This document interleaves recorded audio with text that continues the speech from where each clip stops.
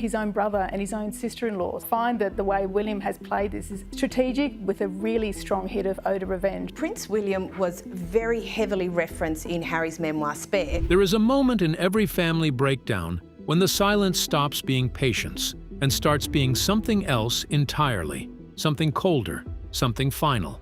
And according to sources now speaking openly on major British news channels, people with genuine proximity to the royal family, we have reached that moment with Prince William and his brother Harry.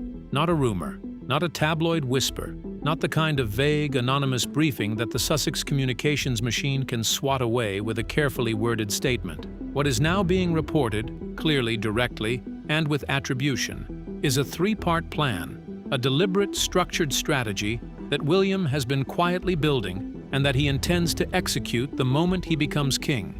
He will bar Harry from his coronation. He will put a de facto restraining order in place that keeps Harry physically away from his wife and children. And he will strip Harry and Meghan of every last title they still carry. Let that land for a moment. Because this is not William losing his temper. This is not a knee-jerk reaction to a bad week or a frustrating interview. This is a man who has been watching, calculating, and waiting, and who has now, apparently, made up his mind permanently and irrevocably. So today we are going to go through every dimension of what is being reported, why it is being reported now, and what it means for the future of Harry and Meghan, the monarchy, and a brotherhood that the world once believed in. Because if you think the last 5 years have been dramatic, you have not seen anything yet. The coronation that will change history forever. Let's start here. Because of all the elements in this story, this is the one that will reverberate the longest. William's coronation will happen when Charles is no longer king. The deliberate reluctance to put a specific timeline on that moment reflects an understandable and entirely human sensitivity around Charles's health, his ongoing cancer battle, his treatment schedule, the uncertainty that every cancer diagnosis carries with it, no matter how excellent the care. Nobody in the palace wants to be caught doing succession arithmetic in public. That particular calculation, however unavoidable in private conversations, is considered deeply inappropriate when conducted in the open. But here is the reality. The question of Harry's role in a future coronation is now a live one. And according to those close to William, the answer is unambiguous. Harry will not be there. He will not be invited. There will be no last-minute reconciliation announcement. There will be no carefully managed moment of brotherly unity, staged for the cameras and packaged for global broadcast. Harry will watch William's coronation, if he watches it at all, from the other side of an ocean, in a Montecito mansion, as a private citizen with a diminishing claim to the world's attention and a rapidly shrinking foothold in the global conversation. Now ask yourself something. Can you think of any other moment in the history of the modern British monarchy, any other moment, when one brother deliberately excluded another from a coronation? Because that is exactly how this will be recorded. Every archive photograph from that day will be scrutinized for his absence. Every documentary produced in the years and decades that follow will have to address it. Every historian who writes about William's reign will begin with the question, why was his brother not there? What happened between them that was so irreparable, so final, that it produced this outcome and not another? William's coronation will become the moment that the estrangement between the brothers was officially, permanently, and historically inscribed, not as a rumor, not as a family dispute that might one day be resolved over a quiet dinner and careful conversation, but as a documented fact, visible in every photograph, every guest list, every official record of the proceedings that will be preserved in the National Archive and studied by historians for generations to come. Charlotte Griffith, editor-at-large of the Mail on Sunday and one of the most closely watched royal commentators in the British media right now, said it plainly on a major British news channel. William has absolutely no intention of his younger brother being at that event, and she used the word that everyone else has been dancing carefully around. She said it would mean, it is done, over, forever. There is no way back. Does that sound like a family having a difficult patch to you? Because it does not sound that way to us either. This is a decision about legacy, a decision about history, and William has apparently reached it with the kind of quiet, unshakable certainty that is far more unsettling than visible rage could ever be. The restraining order that doesn't need a courtroom.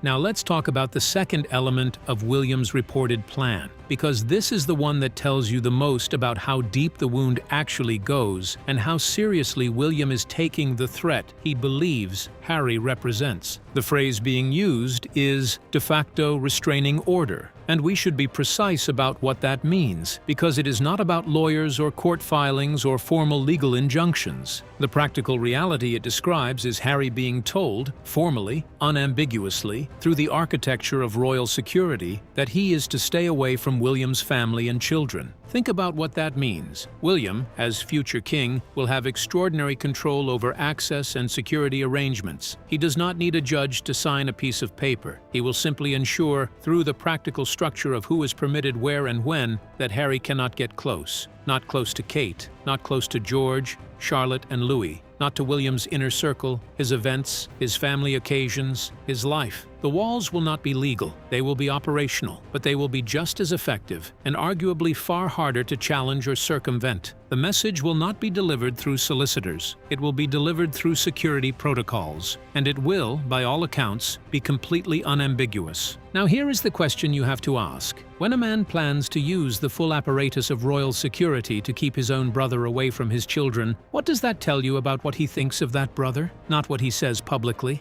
not what the palace communications team manages. What does he actually, privately, genuinely believe about the risk Harry represents? Charlotte Griffith, who has reason to know Harry well and who has been increasingly candid in recent weeks, described Harry as having a capacity to genuinely hurt William in ways that go beyond normal family conflict. She said, and we are choosing these words carefully, that she does not think hate is too strong a word for how William now feels. Other observers prefer a more layered description: deep-settled disappointment, active institutional concern, a sense of personal betrayal severe enough to have produced a determination to formalize boundaries permanently. But whatever word you use, hate, disappointment, betrayal, the practical outcome is the same. The brother who once shared a childhood defined by extraordinary loss is being treated, when William has the power to act on his instincts, as a threat, as a liability, as someone to be managed out of proximity to the people William loves and the institution he is preparing to lead. And a significant part of why it has come to this leads us directly to something that has been discussed in hushed tones for some time, but is now entering the mainstream conversation: the recording concern.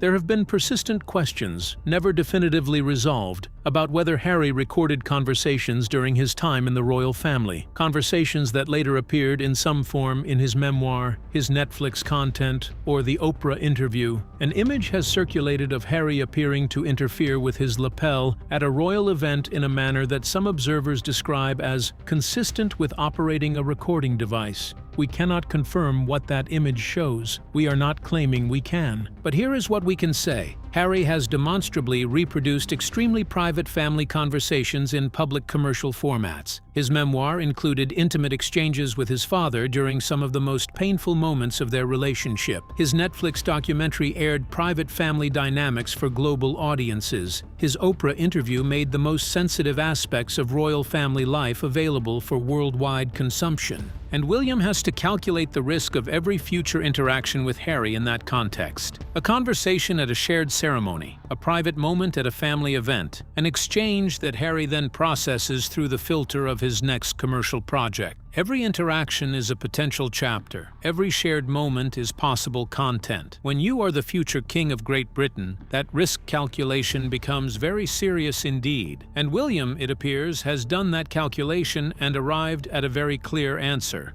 The titles, the final blow to the Sussex brand. Everything we have discussed so far, the coronation exclusion, the de facto restraining order, is significant. But the third element of William's reported plan is the one that strikes at the very foundation of everything Harry and Meghan have built since they left the royal family behind and departed for a new life in California with their stated ambitions of financial independence and self-determined relevance. When William becomes king, he will strip Harry and Meghan of their titles. Charles, who has chosen a path of institutional patience, has declined to initiate this process. Palace sources have described Charles as rolling with the punches, absorbing the ongoing Sussex provocations as something the institution simply has to endure. William does not share that assessment. His view, as reported by those who know him, is that the institution cannot indefinitely absorb the kind of damage that 5 years of Sussex activity has produced, and when the institutional levers are in his hands, he intends to use them decisively. Why does this matter so profoundly? Let's be direct about it. The Sussex commercial operation, the speaking fees, the Netflix deal,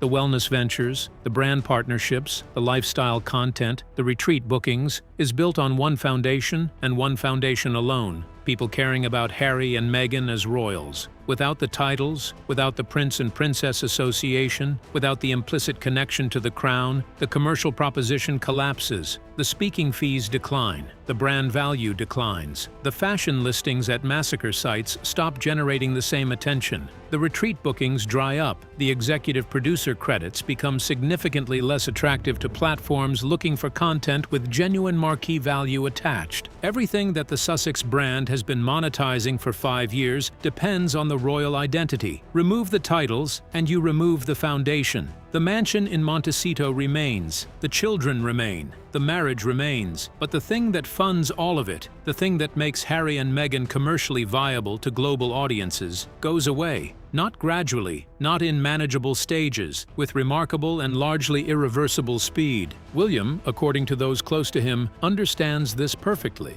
and he has apparently decided that upon his accession, the question of the titles will not remain open for long. Now here is what you need to think about. Harry and Meghan left the royal family talking about financial independence, about building their own path, about proving that they did not need the institution they had walked away from. That was the narrative. 5 years later, almost everything they have built remains dependent on the very thing they claimed to be leaving behind. The royal identity is not a side note in the Sussex commercial story. It is the main event, and William is preparing to end it. King Charles, Cancer, and the ticking clock. We cannot have this conversation without addressing Charles's health directly, because it is the context within which everything else is operating, and it is a context that gives the entire situation a weight and an urgency that is impossible to ignore. Charles is living with cancer. His doctors are managing the situation, but the management involves treatments that carry real costs to his energy, his appearance, and his capacity to sustain the demanding schedule the role demands. King Charles III shares a new update on his health amid his cancer diagnosis. Reports suggest that in order to complete the planned state visit to the United States and Bermuda, his treatment may need to be paused. Read that again. Pausing cancer treatment to fulfill royal duties. That is a statement about how seriously Charles takes the role. And it is also a statement about the medical situation underlying it. The comparison to Prince Philip is instructive but should not be pushed too far. Philip was diagnosed with a form of pancreatic cancer that was, against all typical timelines, managed for 8 years. Charles's cancer is different in its specifics. Medical technology is advancing. The treatments available today are different from what was available a decade ago. Charles is receiving world-class care. None of that means the situation is not serious. None of it should be taken as reassurance that the timeline ahead is unlimited or that the transition of power is anything other than an increasingly pressing institutional reality that everyone inside the palace walls is quietly and carefully planning for. And none of it means that William should be at ease with Harry continuing to generate controversy and commercial content during what is, for the royal family, an extremely sensitive period in their institutional life. William is watching his father fight cancer. He is watching his brother give speeches at AFL clubs about evolving past his father's parenting. He is watching his brother invoke his mother's memory to justify choices she could never have endorsed. Ask yourself honestly, if you were watching all of that happen to your family, to your father, to the institution you were born to lead, what would you feel? What conclusions would you reach? William has reached his, and they are not gentle ones. The legal case that has blown up in Harry's face.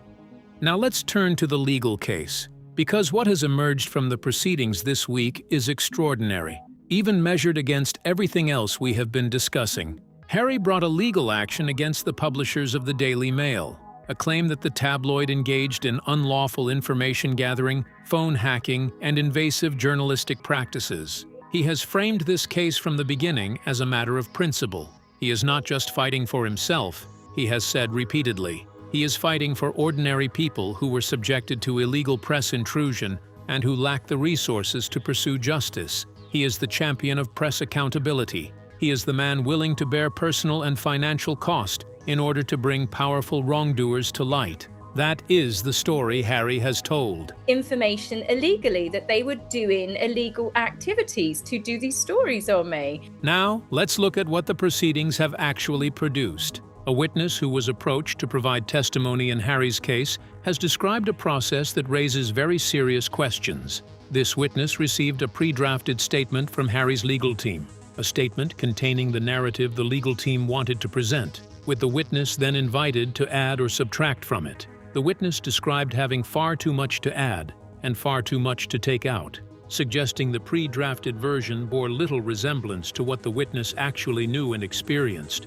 When the witness pushed back, he described becoming a problem. Pressure was applied to sign off on a version that served the legal team's narrative rather than accurately reflecting the witness's knowledge. He was, in effect, being asked to endorse a story that was not his story, to place his name and credibility behind an account that had been constructed before he was ever consulted. This is not a minor procedural complaint. Pre-drafting witness statements and then pressuring witnesses to adopt those statements as their own is not legally permissible. It is the kind of conduct that, if proven, would not just undermine Harry's legal case, it would potentially expose his legal team to serious professional consequences and cast a long shadow over every legal claim Harry has ever made or might make in the future. But it does not stop there. Separate reports have emerged of a statement attributed to another witness, Gavin Burrows, that contained a forged signature. Someone, according to these accounts, added a signature to a statement that the supposed signatory had not endorsed, hoping it would pass undetected and enter the official record of the proceedings without challenge. Now sit with the irony of that for a moment. Harry brought this case on the basis that the Daily Mail obtained information through illegal means, that journalists used unlawful methods, hacking, surveillance, to gather private information. The conduct being alleged on Harry's side of this case is potentially more legally problematic than anything the newspapers are accused of having done. Harry was always reined back when he was in the royal family, and now he feels like he's got the chance to settle scores. He wasn't allowed to do it. And what will Harry say when this is raised? We can tell you exactly what he will say because the pattern is entirely consistent and entirely predictable. He will say he did not know what his legal team was doing. He will say he trusted them to pursue the case properly, and they let him down. He will wash his hands of it. Think about every significant failure in the Sussex operation over the past 5 years. Meredith Mains's departure was someone else's fault. The Netflix underperformance was framed as a creative mismatch. The Spotify collapse was described as a strategic recalibration. Every time something goes wrong, the responsibility lands on staff, on PR operatives, on legal teams, on anyone other than Harry and Meghan themselves. But here is the question. At what point does the pattern become the story? At what point does the accumulation of people and institutions and legal teams and PR operatives and speaking agents all simultaneously failing Harry and Meghan in different contexts across 5 years? At what point does that accumulation tell you something? Not about the people failing, but about the person at the center of all those failures? William, watching all of this, appears to have arrived at his own answer to that question. Charlotte Griffith and the shift in the media landscape. Something else is worth noting here because it is unusual and it is significant. Charlotte Griffith is the editor-at-large of the Mail on Sunday. She is a regular royal commentator on GB News. Editor-at-large for the Mail on Sunday, Charlotte Griffiths at gbnews.com. And she has a history with Harry that has been the subject of considerable online discussion. Messages between them have emerged suggesting a relationship that was considerably warmer than a strictly professional dynamic would explain. But they have a very, very intimate, snuggly relationship. Whatever the nature of that relationship, it is relevant context. What is notable now is that Griffith is saying things publicly about Harry and William that are significantly less sympathetic to Harry than anything she has previously said on record. She described William as someone who may genuinely hate his brother. She endorsed the de facto restraining order as something that would be absolutely necessary. She described Harry as almost unstable in his approach to his relationship with William, someone who has proved himself capable of genuinely hurting William in ways that go beyond normal family friction. These are not the assessments of someone who retains a warm or protective feeling toward Harry. They are the assessments of someone who has personal knowledge, professional proximity, and who has arrived, apparently, at a set of conclusions that are not flattering to the man she once seemed to champion. Whatever the motivation for that shift, personal, professional, or simply an honest response to the accumulated weight of evidence, the content of what she is saying is significant. When someone with her specific history with Harry is now saying these things in public, on major platforms, attributed and on record, the media landscape around the Sussex story is changing. It is no longer just the tabloids and the fringe commentators. The mainstream is arriving at conclusions that the mainstream resisted for a very long time, and those conclusions are not kind. The Australia tour and the cliff edge. Let's talk about what Harry has actually been doing while all of this has been unfolding around him, because the backdrop to William's reported planning is a Harry who has spent this past period demonstrating, almost systematically, exactly the kind of behavior that has driven William to this point. The Australia tour, a hospital atrium stunt that generated widespread criticism for its performative quality and its apparent indifference to the discomfort of those it was supposed to benefit. A fashion content listing placed at the site of a massacre. A decision so tone-deaf that it defies easy explanation and is harder still to defend, regardless of how many communications professionals were consulted before it was approved. An Invictus Games event that drew booing from spectators at a rugby match. Booing at Harry, in Australia, a country that gave him and Meghan an extraordinary welcome in 2018, and which is now registering a very different assessment through silence and scattered jeers on a big screen. A 122-minute appearance at what was described as an undersold retreat, and speeches, repeated, consistent, headline-generating speeches, about lying on kitchen floors in the fetal position, about mental health struggles presented with a theatrical quality that many observers found difficult to take at face value, about a mother he invokes constantly as the moral authority for choices she could never have been consulted on and could never, by any honest assessment, have endorsed. And somewhere in Britain, while all of this was happening, his brother was reportedly planning a coronation that Harry will not attend. The irony of the Sussex narrative, built for 5 years around the idea that Harry and Meghan were bravely forging an independent life free from the constraints and toxicity of the institution, is that the closer you look at it, the more dependent on that institution every part of it becomes. The commercial viability depends on the titles. The public attention depends on the royal association. The cultural relevance depends on the ongoing drama with a family they claim to have left behind. The Sussex operation has been running for 5 years on borrowed time and borrowed status, and William, it now appears clearly, is preparing to call in the debt. What William really thinks, and why it matters. There is a narrative that the Sussex communications machine has worked hard to establish about the estrangement. It goes like this: William is cold. William is rigid. William is institutionally captured. William was part of the system that failed Harry. If William had been more willing to stand alongside his brother, to challenge the palace machinery, to advocate for Harry against a hostile press and a dysfunctional family system, things could have been different. There are elements of this narrative that contain truth. William and Harry grew up in circumstances that most of us cannot imagine, defined by shared trauma, by a loss that was violent and public and deeply damaging, by the specific pressures of royal life at the highest level. William is not a perfect man. He is not a perfect brother. The relationship between them, before all of this, was genuinely complicated. There were years, and there is documentary evidence of this, when the two brothers were each other's closest confidants, the only people on earth who understood what the other had survived. That bond was real. Its destruction is not a small thing, and it would be dishonest to pretend otherwise. But the narrative collapses entirely when you hold it against the actual documented record of what has happened over the past 5 years. William did not accuse Harry of racism on a global platform. William did not write a memoir reproducing private family conversations in intimate detail and sell it commercially. William did not produce a Netflix documentary airing private family dynamics for global audiences. William did not make speeches about evolving past his father's parenting while that father is in cancer treatment. William has not monetized a massacre site One of these brothers has consistently, repeatedly, and at significant personal cost maintained a public silence about the private details of their relationship. The other has done the precise opposite, and done it commercially, repeatedly, and at scale. The asymmetry is not subtle. It is not a matter of interpretation. It is a documented, time-stamped, commercially archived record that anyone can examine, and it points, with uncomfortable clarity, in one direction.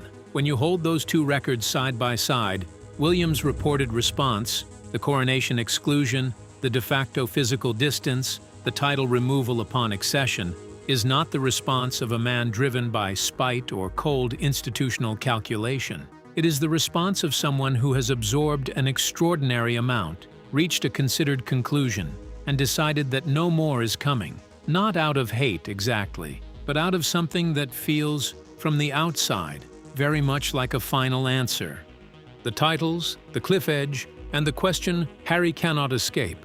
When William removes the titles, and the reporting now strongly suggests he will quickly upon accession, what remains? Without the Prince and Princess Association, the speaking fees begin their descent. The brand partnerships become considerably harder to justify. The Netflix deal, already under significant pressure with reports of difficult meetings and a Netflix CEO unwilling to engage without legal counsel present, becomes harder to renew on favorable terms. The lifestyle retreats, the wellness content, the executive producer credits, all of it tied, in ways that cannot be severed cleanly, to an identity that William will have the power to formally revoke. What was always underneath the performance? What was always there beneath the narrative and the content and the commercial operation and the relentless self-presentation as wounded heroes building something new? That is the question the Australian tour did not answer. It is the question the legal proceedings, with their pre-drafted witness statements and alleged forged signatures, have made considerably more urgent. It is the question that William's reported planning, the coronation, the security arrangements, the title removal, is, in its own way, forcing into the open whether Harry and Meghan want it opened or not. Harry will fly home to Montecito. He will return to the mansion and the children and the lifestyle that the Sussex brand funds. And at some point in that journey, or in the weeks and months that follow, he will have to confront the question of what happens when the brand stops working, when William is king, when the titles go, when the thing that has sustained all of this is formally removed. There will be no dramatic announcement, no public reckoning, no moment designed for cameras. There will simply be a quieter world, one in which the machinery that amplified everything, that gave the grievances their global reach and the story its commercial oxygen, has been switched off by someone with the institutional authority to do exactly that. What is left? What was always there? What does any of this look like when the borrowed status has finally run out and the account has been permanently closed? The final word. Here is where we are. William is planning a coronation without Harry. He is building a security architecture that will keep Harry physically away from his family. He is preparing, the moment he becomes king, to strip away the last commercial asset the Sussex brand still carries. This is not a rumor from fringe sources. It is not anonymous briefing.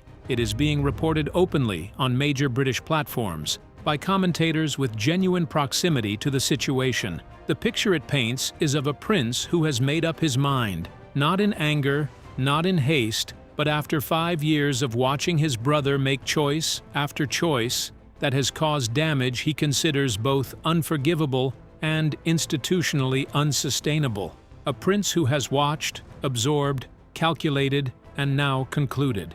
A prince who has given the problem every opportunity to resolve itself and has arrived at the determination that it will not. Charles has been patient. William will not be. Charles has absorbed. William will not absorb.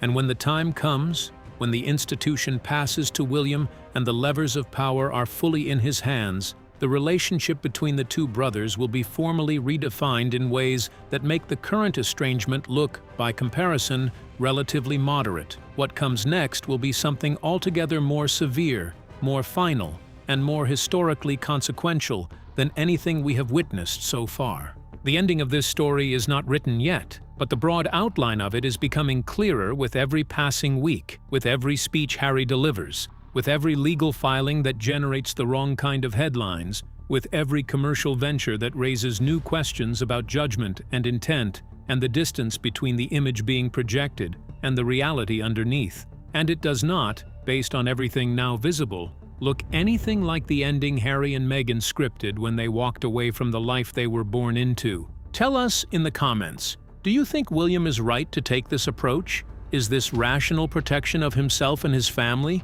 or has this gone too far? And do you think there is any scenario, any at all, in which Harry and William find a way back to each other? I also hope you have subscribed because we have a whole lot more where this is coming from. And trust me, you do not want to miss any of it. Because right now, from everything being reported, William's answer to that question appears to be a very definitive, very deliberate, and very final no.